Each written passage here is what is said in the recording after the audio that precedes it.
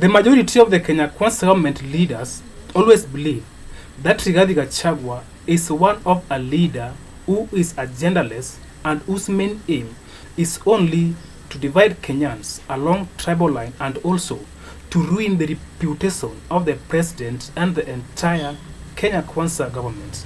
But yesterday, the former DP proved them wrong.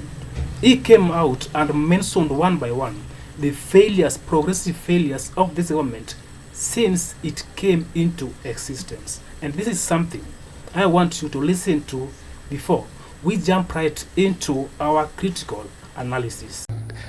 Huyu JM Kariuki bana ya huyu mama alikuwa anakatazwa kwenda kufanya kampeni. Wa leo huyu Kasongo anakataza sisi kusunguka Kenya. Same thing is happening. Lakini sisi kama JM hatuwezi nunua uoga hata kama tuko na pesa ya kununua. Si ndio? Na tunataka kusema ya kwamba we must fight for the liberation of our country and the economic empowerment of our people. Na hiyo tutaendelea. Na hatuwezi tishwa. Nimeona huyu Kasongo jana akilia akisema ya kwamba ati kuna wanaume 5 wanakutana ati kugawa serikali. Huyu Kasongo hana habari. Amechanganyikiwa. Unajua tangu alienda pale Kisumu, pale Bondo kulia machozi ya uongo akisema atanalia mambo ya Raila. Kalonzo akaenda pale, Mama Aida na wote familia wakasema wanatabua Kalonzo. Huyu Kasongo amechanganyikiwa. Sasa wewe bwana Kidinji katibu aletwa atea ateu wewe bwana Kidinji, listen here. Wewe una habari? Hao wanaume 5 wanakutana na mama moja. Hakuna serikali wanagawa. Wanapanga vile utaenda nyumbani. Hiyo ndio kazi iko mbele. Na hakuna mtu anagawa serikali. Tumeambiwa na watu ya Kenya kazi yetu ya kwanza ni kupeleka Kasongo nyumbani. Mambo ya serikali tutaongea baadaye. Hiyo ni propaganda ile umezoea kwa magazeti, ile unalipa ati kuna watu wanakutana kugawa serikali. Wakenya wametuambia tushikane kwa sababu umeharibu Kenya kila kitu. Watoto umeua. Wale wengine umesema wapigwe risasi muuu. Masomo ililetwa na Kibaki umeharibu. Matibabu ililetwa na Uhuru umeharibu. Biashara imekwama. Mashamba ya watu maskini umechukua. Wakenya wanatuambia tukusafirishe uende nyumbani. Kwa hivyo ukiona hiyo wanaume 5 na mama moja wakikutana, wanatafuta mtu moja ya kupeleka wewe nyumbani. Mambo ya serikali tutaongea baadaye. Katibu watu itu. Huyu JM bwana ya huyu mama aliuawa, alikuwa pale Hilton pale juu.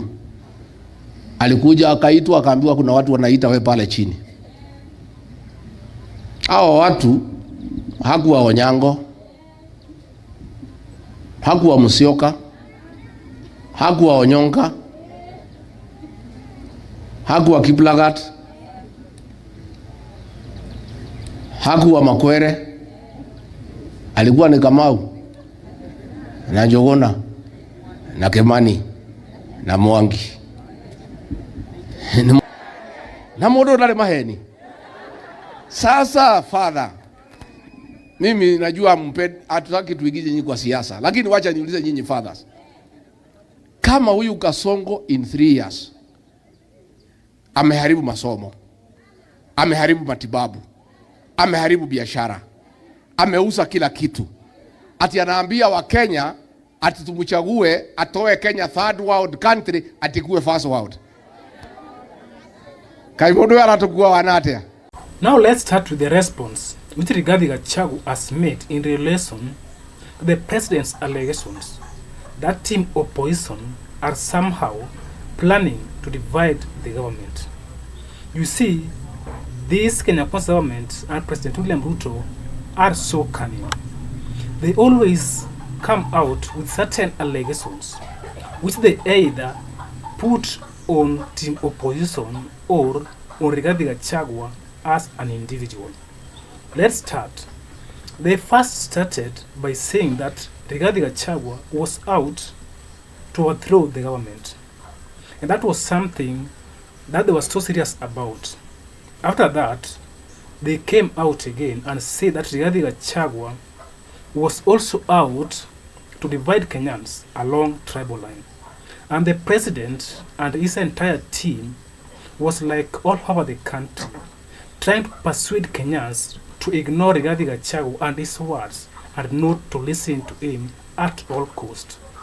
Now again, they are here telling us that the government of Kenya Kwanza government might be divided by team opposition.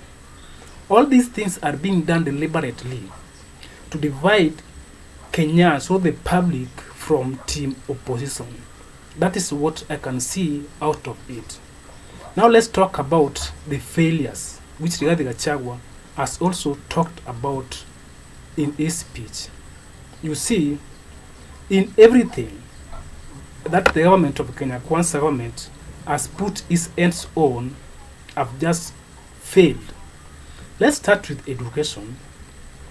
Education, we have right now don't have the free primary education as it was during the times of Kibaki and Uhuru Kenyatta.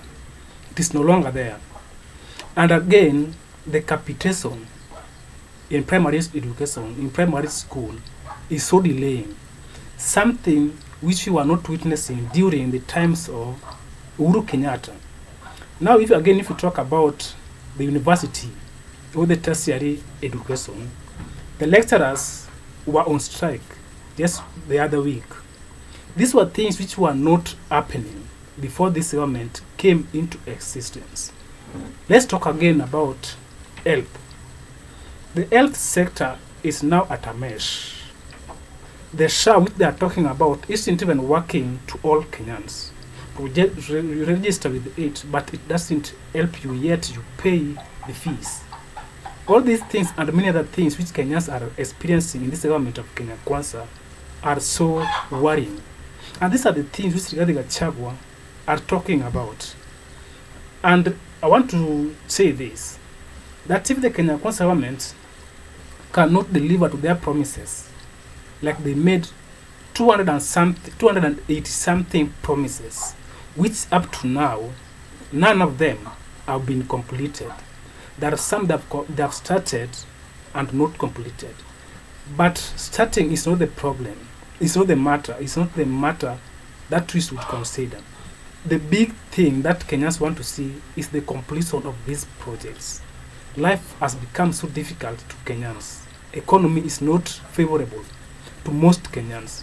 Now these failures which this government has brought onto itself are the ones which might send William Ruto home if he doesn't know on how to do things appropriately the way he promised Kenyans with these few years which are remaining ahead. Guys, that is my take. You can as well let me know yours in the comments below. Thanks for watching, and I hope to catch you in our next video. Bye and take care.